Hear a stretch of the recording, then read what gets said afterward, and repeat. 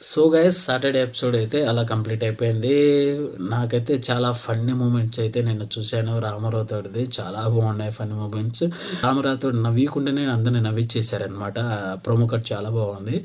రితు చౌదరి ఏడుస్తా ఉంటే ఆయన అలా షర్ట్‌ని అలా గిల్లడం చాలా బాగుంది. అలా సోఫా మీద అలా కాళ్ళ మీద కాళ్ళేసుకొని రితు చౌదరి, డిమాండ్ పవన్ ఏడుస్తా ఉంటే గొడవ పడుతుంటే వాళ్ళ దగ్గర వీళ్ళు అలా చూడడం, డప్పు పట్టుకొని అలా చూడడం చాలా బాగుంది. కానీ నాగార్జున గారు చాలా నవ్వేశారు.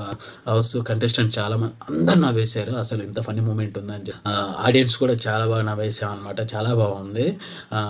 ఓవరాల్‌గా అలా ఉందనమాట. సో గైస్ మరి 8th వీక్ ఎలిమినేషన్ ఎవరవుతారో చూద్దాం. మ్యాక్సిమం అయితే దువ్వాల మాధురి అయితే అవుతారని తెలుస్తుందనమాట.